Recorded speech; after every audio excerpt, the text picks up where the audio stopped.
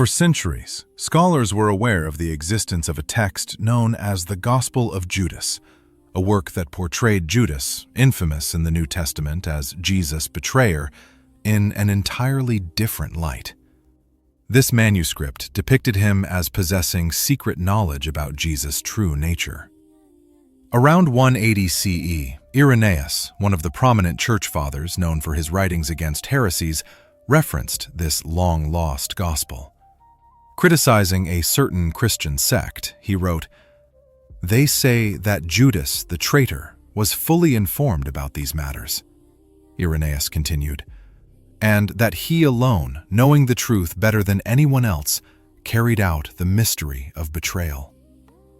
He added further, "And through him all things, both heavenly and earthly, were then destroyed."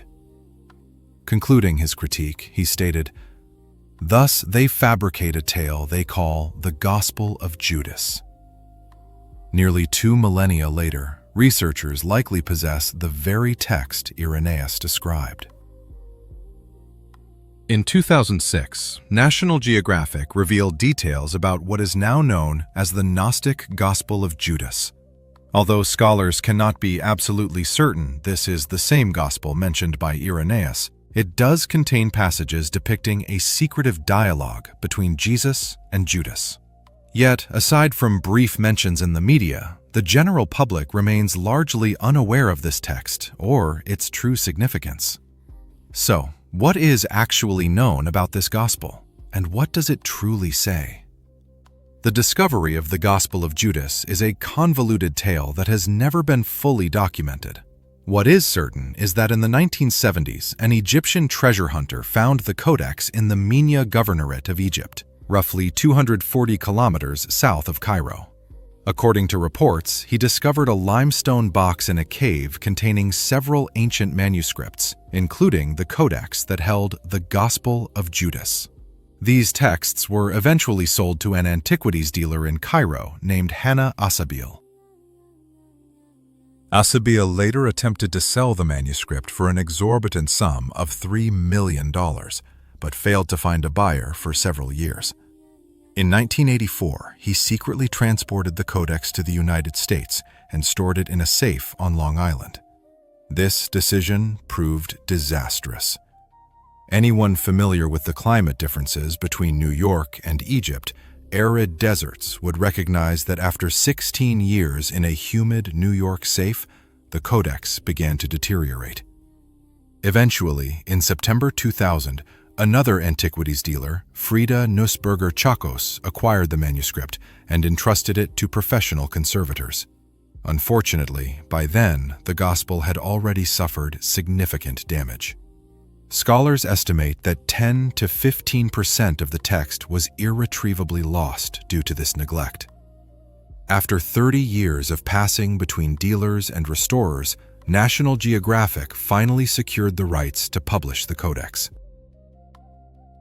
In April 2006, they unveiled translations and photographs of the Gospel of Judas to the world, enabling scholars to analyze one of the most significant discoveries in early Christian history in the past century. The Codex Chakos measures approximately 16 by 29 centimeters and originally contained 4 texts: the letter of Peter to Philip, the first apocalypse of James, the book of Allegenes, and the Gospel of Judas. It is written in Sahidic Coptic, an ancient Egyptian language used in late Roman Egypt. Many early Christian texts also survive in Coptic. Radiocarbon dating places the codex in the 3rd to 4th centuries CE. However, if this gospel is indeed the one referenced by Irenaeus, it may be a copy of a 2nd century original, possibly dating as early as 150 CE, making it remarkably ancient for a non-canonical gospel. It is essential to clarify some common misconceptions. Judas Iscariot, the disciple and betrayer of Jesus according to the New Testament, did not author this text. It dates to at least 150 CE, a full century after Jesus and his disciples lived. Likewise, the Gospel of Judas does not provide reliable historical information about the historical Jesus. As a 2nd or 3rd century composition, it offers valuable insights into the beliefs of certain Christian communities of that era, but little about the 1st century Jewish teacher from Roman Palestine.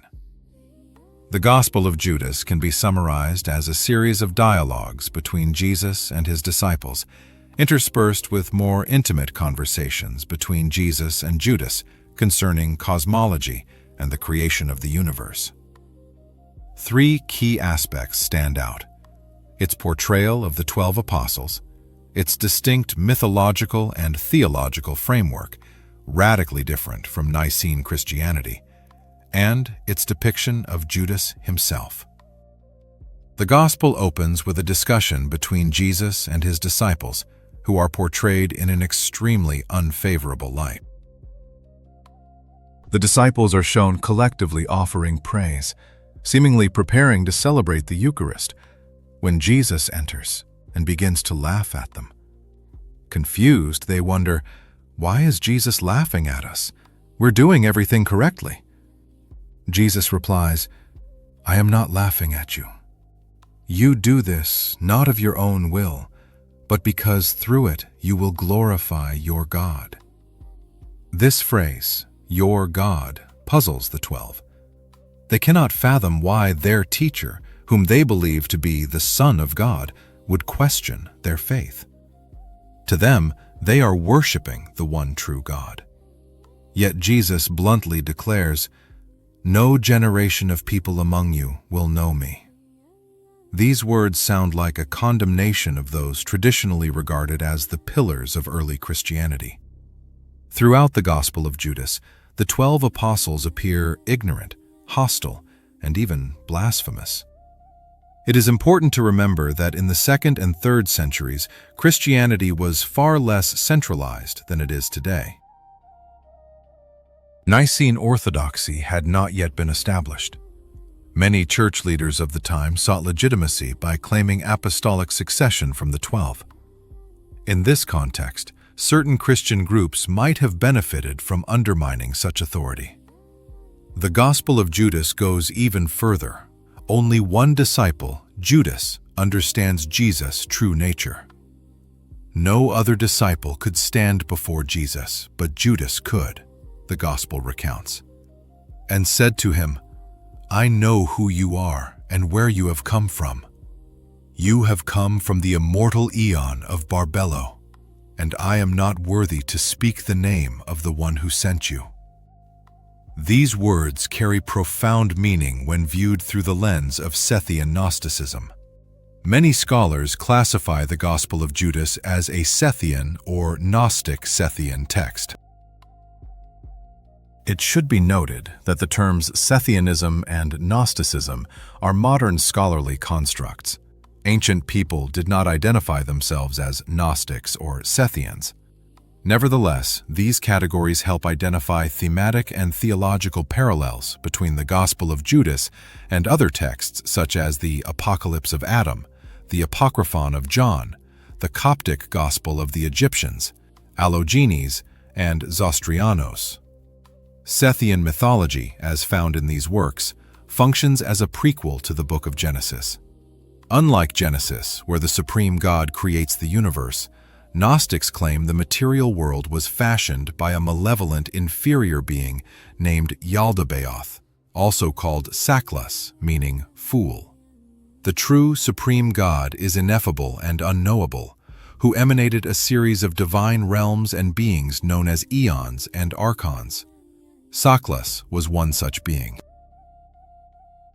Thus, when Judas says, You have come from the immortal aeon of Barbelo, and I am not worthy to speak the name of the one who sent you, he refers to this supreme, nameless God, whom he dares not name, and Barbelo, one of the first emanations from the divine source. According to the Gospel of Judas, the 12 disciples unknowingly worship Saklas, the evil creator of the material world, mistakenly believing Jesus originates from him.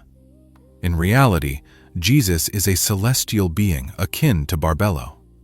Jesus then reveals to Judas the myth of creation.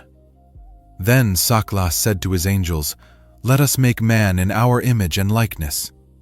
They molded Adam and his wife, Eve. This echoes Genesis. Let us make man in our image. But in the Gnostic version, the creator is the ignorant and arrogant Saklas. Judas occupies a unique position because only he recognizes Jesus' true origin. Due to this secret knowledge, gnosis, many scholars initially interpreted the Gospel as portraying Judas favorably, unlike the other disciples, who are depicted as fools. When National Geographic first published its translation, it claimed Judas was portrayed as Jesus' most loyal disciple and closest friend. However, many scholars later challenged this interpretation, pointing to a passage where Jesus calls Judas a demon. Judas said, "Master, just as you have listened to all of them, now listen also to me, for I have seen a great vision." When Jesus heard this, he laughed and said to him, "You, 13th demon, why do you strive so? But speak, and I will be patient with you." In both Greek and Coptic, the word daemon can denote either an evil demon or a neutral spiritual being. National Geographic's translation rendered this as 13th spirit, softening the tone. However, scholar April DeConnick argues that 13th demon is a title referring to Saklas, who dwells in the 13th aeon. Thus, calling Judas the 13th demon may imply he is the earthly counterpart of the evil demiurge. Whether Judas is portrayed positively or negatively remains a subject of scholarly debate. While the Gospel clearly grants him unique insight, it does not unequivocally present him as Jesus' trusted friend.